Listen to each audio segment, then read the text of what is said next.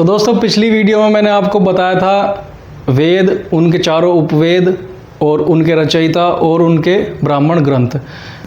तो आज से हम वैदिककालीन साहित्य को थोड़ा विस्तार से पढ़ने की कोशिश करेंगे और सबसे पहले हम पढ़ेंगे ऋग्वेद। मैंने यहाँ लिखा है मंडल, ऋषि और उनके विषय। ऋग्वेद में 10 मंडल थे, 10 अध्याय यानी कि 10 मंडल थे और उन 10 मंडलों में 1028 सूक्त थे और लगभग 10,000 से ज़्यादा ही उनमें ऋचाएँ थी।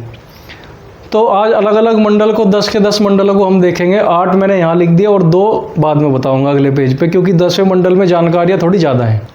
तो एक तो विशेष बात ऋग्वेद की, ऋग्वेद में जो भी पहला मंत्र जो शुरू होगा वो होगा अग्नि की स्तुति से। सबसे ज़्यादा अग्नि की स्तुति और उसके बाद इंद्र की। तो 2 ऋग्वैदिक काल के 2 देवताएँ फेवरेट थे। तो पहला मंडल ऋग्वेद का मैंने नाम ऋषियों के इसलिए लिखता क्योंकि ये बाद में लिखे गए और इसमें कई सारे ऋषियों ने लगभग 50 के करीब सूक्त लिखे। उनके विषय हैं वैदिक देवताओं की स्तुतियाँ। जैसा कि मैंने पिछली वीडियो में आपको बताया था कि ऋग्वेद में 33 देवी देवताओं का जिक्र है और उनमें से उनकी स्तुतियाँ, वैदिक देवताओं की स्तुतियाँ पहले मंडल में वर्णित हैं। दूसरा जो मंडल लिखा था इसके जो संकलनकर्ता, जो दृष्टा थे वो थे ग्रत्समद ऋषि।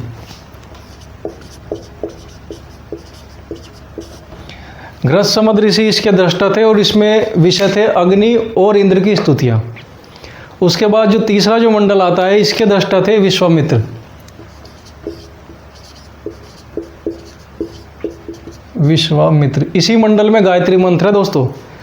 जब सूरज सुबह निकलता है तो सूरज पूरा निकलने से पहले जब लाल रंग का होता है तो वो सविता देवी होती है और उसी की स्तुति इस गायत्री मंत्र में है।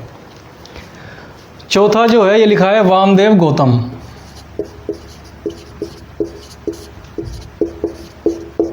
ऐसा ऋग्वेद का ऐसा वर्णन और ऐसा जो विभाजन आपको किसी और वीडियो में या किसी और क्लास में देखने को कम ही मिलेगा। तो मेरा वादा है कि जो सैकड़ों क्वेश्चन इनसे संबंधित पेपरों में आए हुए हैं, कहीं भी आपका कहीं भी क्वेश्चन, छोटी मोटी परीक्षा है तो भूल जाओ, आईएएस और पीसीएस में भी कोई भी परीक्षा में आपका कोई क्वेश्चन छूटेगा नहीं हिस्ट्री का। चौथा जो मंडल है ये इसके दृष्टा थे वामदेव गौतम और इसमें इंद्र की विजय गाथा। तो हड़प्पा सभ्यता के विनाश में हम एक तर्क ये भी पढ़ते हैं कि उसमें आर्यों ने हड़प्पा पर आक्रमण कर दिया, उस सभ्यता पर, और इन लोगों को हराकर आर्य यहाँ स्थापित हो गए। तो दोस्तों वो जो तर्क निकलता है वो इसके चौथे मंडल से निकलता है। इसमें है इंद्र की विजय गाथा। तो दोस्तों ऋग्वेद में ही ये जिक्र है कि रावी नदी के किनारे एक नगर है हरूपिया।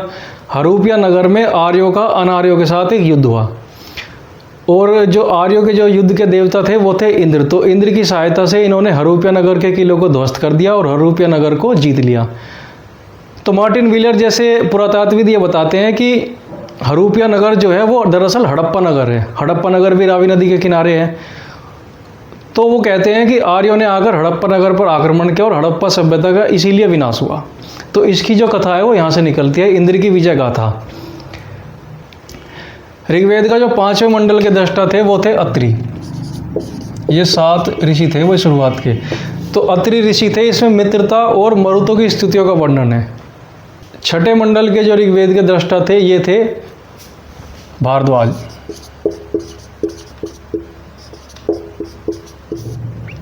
भारद्वाज ऋषि, इसमें है दोस्तों शस्त्रों की प्रशस्ति।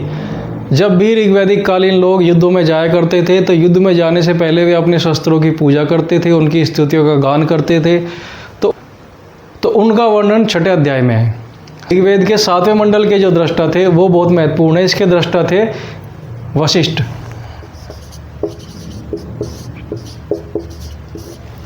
यहाँ लिखा है 10 राग युद्ध और सुदास की विजय। दोस्तों ऋग्वैदिक काल में परुष्टि नदी के किनारे 10 राजाओं का युद्ध हुआ। तो उसमें राजा सुदास की विजय हुई। राजा सुदास ने 5 आर्यजन और 5 अनार्यजनों को हराया। वो मैं आगे बताऊंगा कैसे क्यों लड़ाई हुई। तो राजा सुदास के जो इसमें पुरोहित थे वो थे वशिष्ठ और दूसरी तरफ का जो राजा था उसके जो पुरोहित थे वो थे विश्वामित्र। तो एक 8वां जो मंडल है इसकी रचना करी कण्व ऋषि ने। इसमें कोई खास ऐसी बातें है नहीं, इस 8वें मंडल में मिक्सर बातें हैं। अब इसका 9वां और 10वां मंडल जो है उसके ऊपर बहुत सारे क्वेश्चन आते हैं क्योंकि उनमें विषय थोड़े ज़्यादा हैं, इसलिए मैं अलग पेज पर उसको बताऊंगा। तो दोस्तों ये है 9वां और 10वां मंडल। ऋग्वेद का जो 9वां मंडल है उसमें सोम रस को समर्पित पूरा का पूरा मंडल है। सोम देवता और सोम रस कैसे निकाला जाता है, कौन से पर्वत पे मिलता है, ये सारी जानकारी और ये सारे सूक्त जो हैं नौवें मंडल में है। पूरा का पूरा नौवां मंडल जो है सोम देवता को समर्पित है। अब ऋग्वेद का जो सबसे बड़ा मंडल है और सबसे बाद में जोड़ा गया मंडल है वो है 10वां मंडल। तो इसमें बहुत सारे सूक्त हैं जिनके बारे में परीक्षाओं में पहले पूछा गया है और पूछा जाने वाला है। तो एक तो इसमें आता है पुरुष सूक्त। तो पुरुष सूक्त वही है जिसमें पहली बार चारों वर्णों का वर्णन मिलता है, यानी कि ब्राह्मण, क्षत्रिय, शूद्र और वैश्य, चारों वर्ण। ये जानकारी हमें ऋग्वेद के पुरुष सूक्त से मिलती है। अगला जो सूक्त है वो है नासदीय सूक्त। नासदीय सूक्त की दिलचस्प बात यह है कि इसमें एकेश्वरवाद की चर्चा है। एकेश्वरवाद, ये एकेश्वरवाद की बात करता है नासदीय सूक्त। तीसरा जो सूक्त है वो है विवाह सूक्त। इसमें विवाह के गीत या मंत्र, विवाह के समय गाए जाने वाले गीत और उसके मंत्र ये विवाह सूक्त में मिलते हैं। यानी कि ऋग्वैदिक काल में जो विवाह थे वो भी एक वैध संस्था थी। केसी सूक्त की इंटरेस्टिंग बात यह है कि केसी सूक्त में जो जैन तीर्थंकर हैं उनके नाम है। एक तो इसमें नाम है ऋषभदेव का,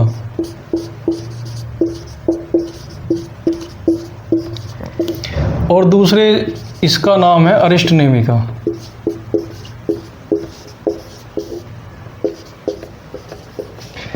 ऋषभदेव जैनों के पहले तीर्थंकर, अपने पुत्र भरत के पक्ष में इन्होंने अपना राजपाट छोड़ दिया और खुद ये जैन साधु बन गए थे ऋषभदेव। 22वें इनके तीर्थंकर जो हुए पार्श्वदेव से पहले ये हुए अरिष्टनेमि। तो दोनों का नाम ऋग्वेद के केसी सूक्त में मिलता है। ये बड़ी इंटरेस्टिंग है और कई बार इससे सवाल आ भी चुके हैं, क्योंकि हम मानते हैं कि महावीर के समय ही जैन धर्म का उत्थान हुआ और उसके पहले के जो जैन तीर्थंकर हैं उनकी जो ऐतिहासिक प्रामाणिकता है वो बड़ी कम सिद्ध होती है। अब ऋग्वेद के बारे में कुछ इंटरेस्टिंग बातें। तो दोस्तों ऋग्वेद के जो सबसे प्राचीन मंडल है, ऋग्वेद एक बार के में नहीं लिखा गया। जब भी आप इसे पढ़ते हैं तो एक थे ओल्डेनबर्ग।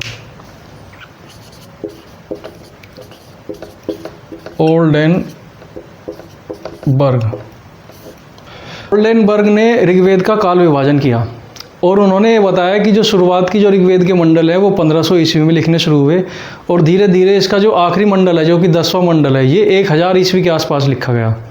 तो ऋग्वेद के ये क्वेश्चन आया भी था, ऋग्वेद के सबसे प्राचीन मंडल जो है वो है 2 से 7।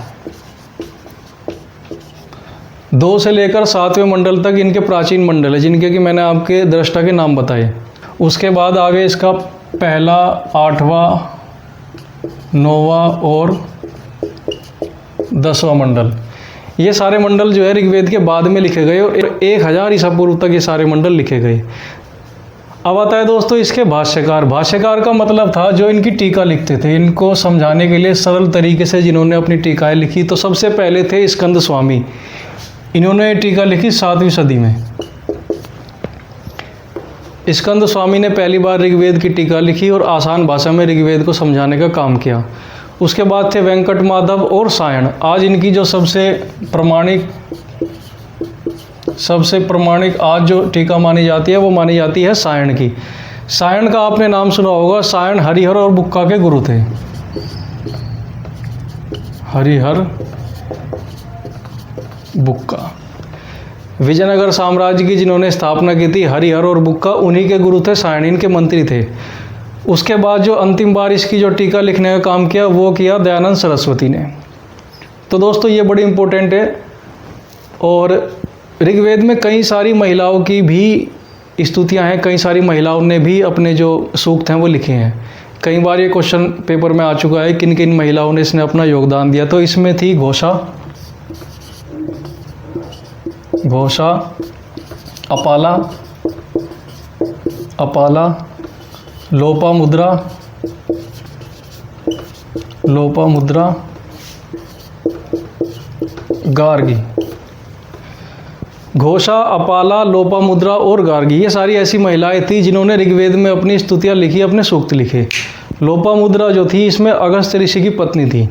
छोटी मोटी परीक्षाएं तो छोड़ दो, बड़े से बड़ी IAS और PCS की भी अगर कोई परीक्षा है तो मुझे नहीं लगता कि ऋग्वेद में आपसे कोई भी क्वेश्चन छूट जाएगा।